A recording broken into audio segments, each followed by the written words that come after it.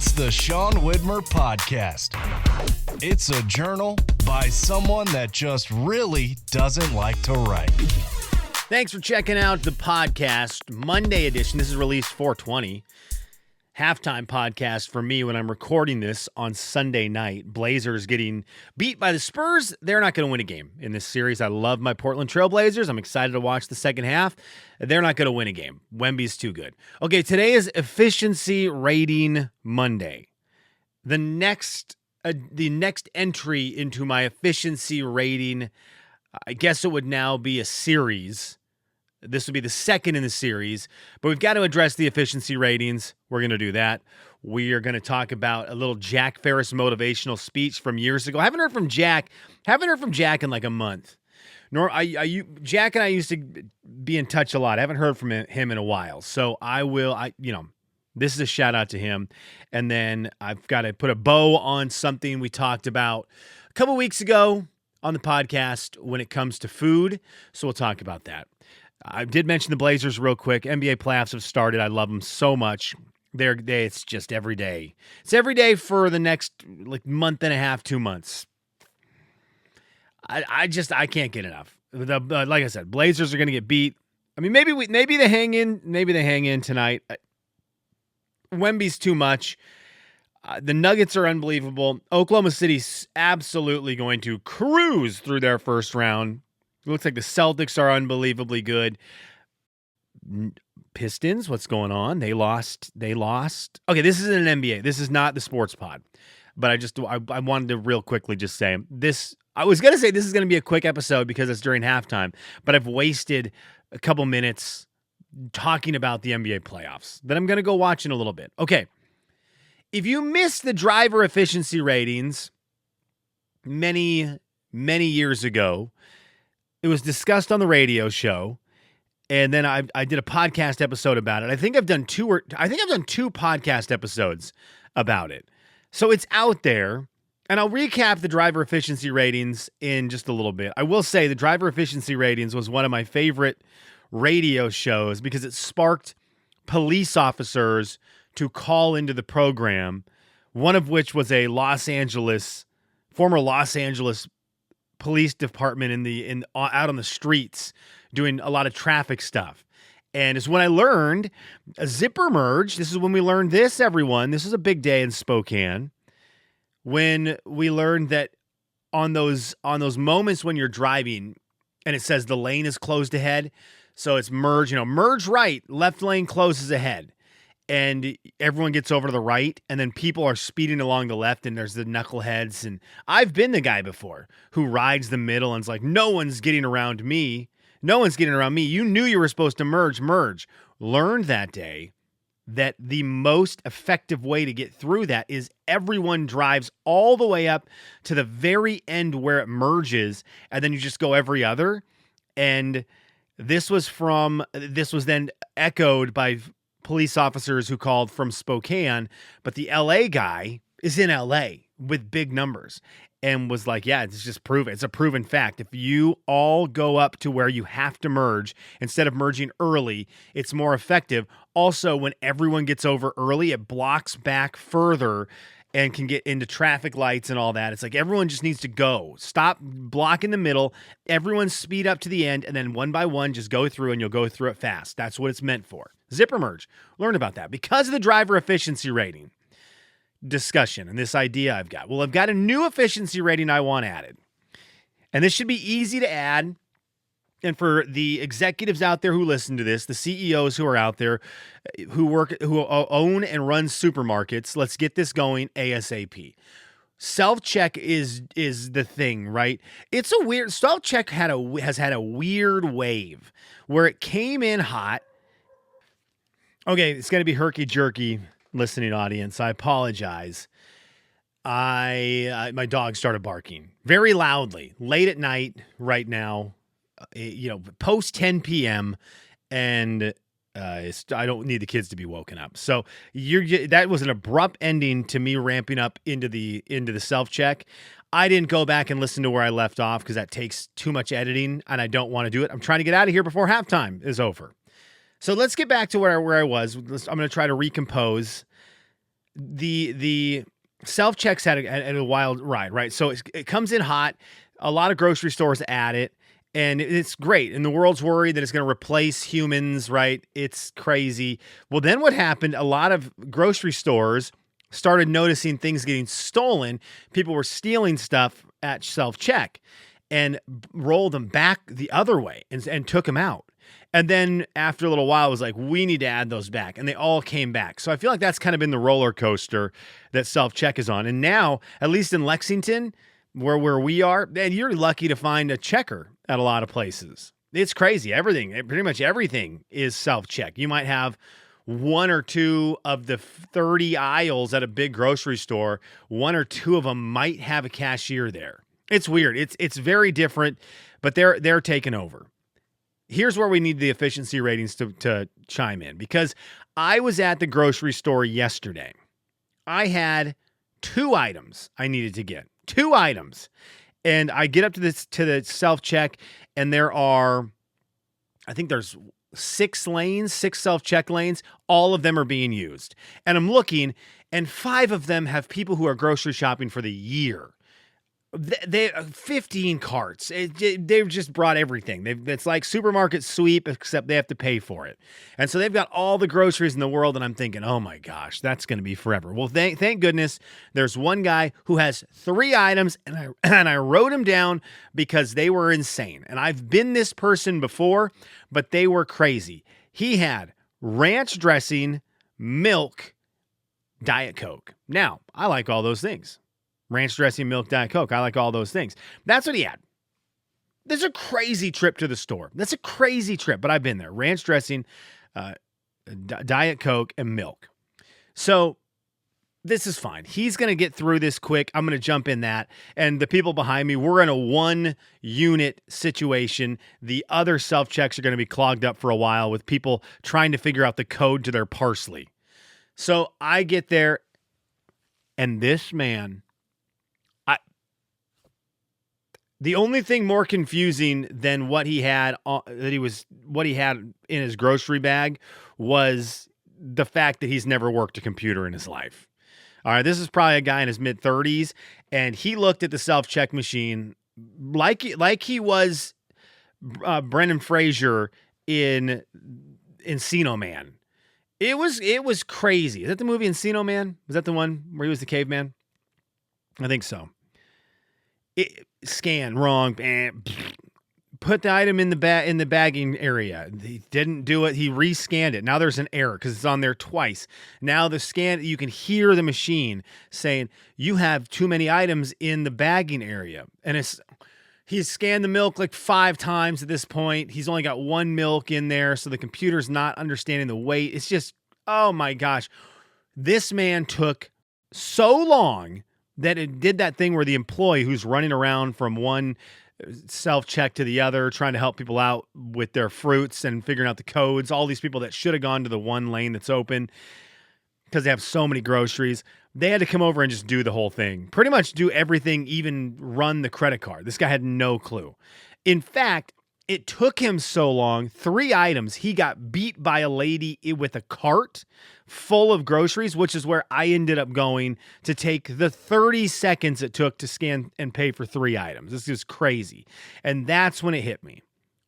As much as driver efficiency ratings need to happen, self-check efficiency ratings are what the future need to be. And if you're a CEO, like I said, an executive for a big groceries chain, we love a deal.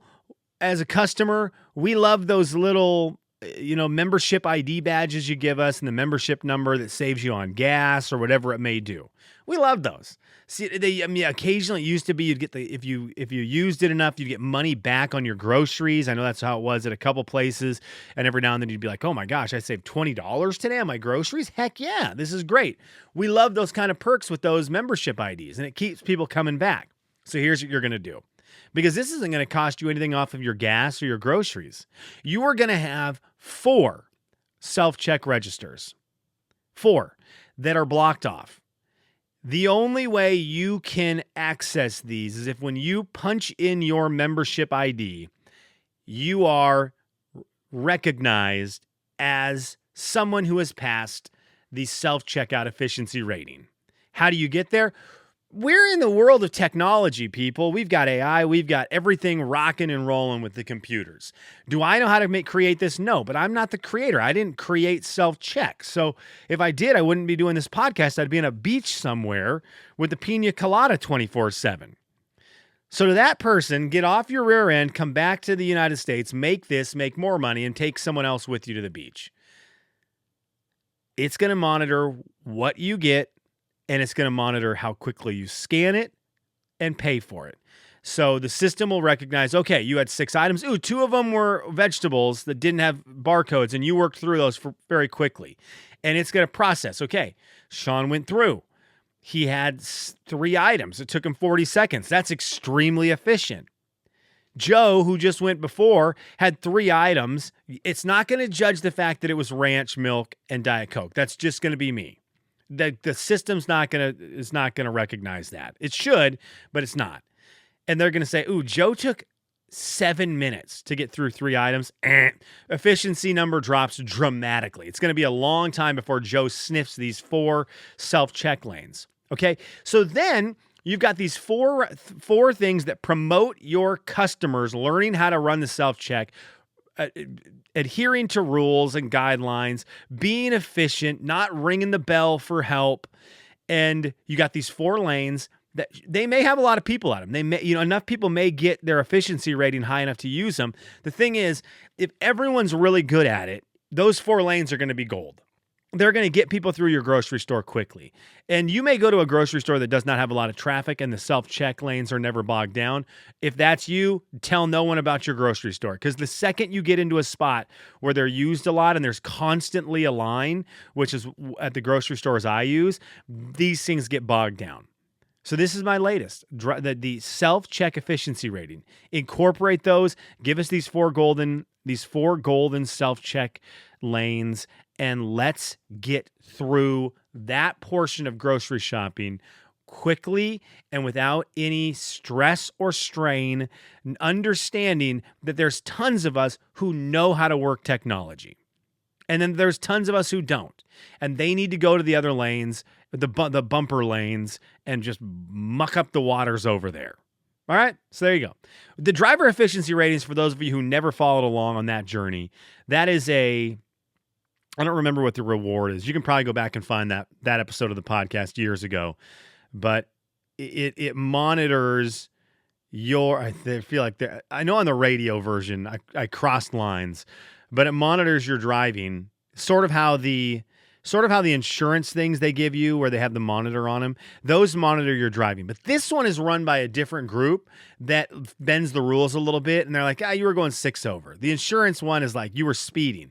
This one's like, your driving was good. Because the driver efficiency one has cameras all over. See, this is what it will never work, but it has cameras everywhere. So it's judging, why were you going fast there? Why were you going slow there? Why did you do this? Why did you do that? I like that you did this. I like how you got from point A to point B using maybe this one weird back road. I liked that. That was a bad move. And it compiles all of that. And I don't remember, I think I settled on it brings your insurance rates down even though you're breaking rules. I wanted it to be incorporated to your license plate, and that your driver efficiency number, the higher the better, was going to be displayed all over your vehicle. So people who are driving could shame you if you were a bad driver. Shame, just pure shame. And then I think I wanted there to be specific roads that you could only access if you had a good driver efficiency rating. So during rush hour, if you had a good rating, you could go on a road that only other good drivers were on, and all the crappy ones got bottlenecked. Anyways, that was the driver efficiency rating. So we've got another addition to the efficiency world. You are welcome, everyone. Kelly's, what are you into? I'm going to save the Jack Ferris thing for a later episode. What am I into? I don't know that I'm into it that much. Well, okay, I'm going to give you 2 what am I into. So we're going to go food on this one. Last night, I did a movie night with my older kids. We got Woods to bed at 7 o'clock, and my wife was out of town. So it's just me and the big kids and me. And we did a movie night, but we made milkshakes. We made microwave popcorn, and we had some M&Ms. And we just went all in on disgusting, which is what what's going to lead to the Jack Ferris commentary later this week. But it was such a great time. My kids are at such a fun age right now. They loved it. They talked about it all day today. They're like, can we please do another movie theater night? That was so fun. Huck was just enamored with the fact that I made a milkshake at home. Maybe bad parenting that I hadn't done that before now. I used to make milkshakes all the time. And it showed. Literally, it showed. So he went nuts about these things. So it was very fun, very enjoyable. My kids are at a very fun age with that stuff. So why do I bring that up? Well, because I made microwave popcorn. It was great. I love popcorn. I've got a popcorn maker that I got from Roberta that I use all the time, that you take kernels, put it in this dish, and pops them in the microwave. But I got microwave popcorn because it reminds me more of a movie theater because of all the butter and stuff. And so I wanted it to have ultimate butter, as we were trying to emulate the movie theater as much as possible. So that's why. Anyhow, I love popcorn. So using the microwave made me remember that I wanted to tell this story because I ripped on Target's peanut butter a while ago. Their natural peanut butter. It's I need to remember, it's the Good and Gather brand. I got to get the exact name because you need to avoid it. If you're a peanut butter jelly, peanut butter jam sandwich maker, Good and Gather peanut butter. All right. It is the natural cream peanut butter spread. It's the worst peanut butter in the world. It does not spread. It just peanut butters. I said that a couple weeks ago. It's terrible. Now, my wife got new peanut butter that I'm going to try out tomorrow because thank the Lord we finished this bucket of Good and Gather peanut butter. It ripped through all the bread that I had. And so she didn't just get regular. I said, get Jif. Just get Jif. Get Jif. She got Jif, but she got like Jif all natural or something like that. And I'm terrified again. I almost opened it tonight just to roll it out there. Yeah, natural Jif creamy. I'm just like, just get the one with the toxins in it. Okay? That's the one that just spreads on. So we'll see tomorrow if this natural Jif is way better than the Good and Gather. Here's what I had to do with the Good and Gather. This is the only way I could get it to work. This is terrible. This is when you know your peanut butter's bad. But it does work. If you do have a jar of it, you're suffering the same fate that I was suffering. You need to scoop as much of it out as you're going to use, put it into a microwavable bowl, microwave it for 30 to 40 seconds, and then it's pretty much a frosting. All right. So then you just frosting one side of the peanut butter jelly sandwich, and wham, bam. Thank you, ma'am. You've got your sandwich without ripped bread and peanut butter on it. The thing that sucks is you are going to go through more peanut butter in the long run because peanut butter gets stuck on the microwavable dish that you're using. So you're losing peanut butter, but it is truly the only way you can spread that peanut butter. So I just want to share that hack with you because it wears on me, this dumb Good and Gather peanut butter not being able to spread on bread. Like, why are you, what? Okay, I got to go. The second half has already started. So I got to run. I got to watch the second half of the game. I will get to comments. Someone asked me if I was done doing comments. Absolutely not. I love the comments. Yvonne has left some great ones. Ian has left some great ones. I also was asked if there's going to be Trivia 21. Sure is. Going to be one this week. Very excited about it. Already recorded it. So recorded it this weekend. So I'm excited for that. That will be up on Patreon later this week. I am looking real quickly to see if anything was on Sean'sLife.com. I don't think there was. Garrett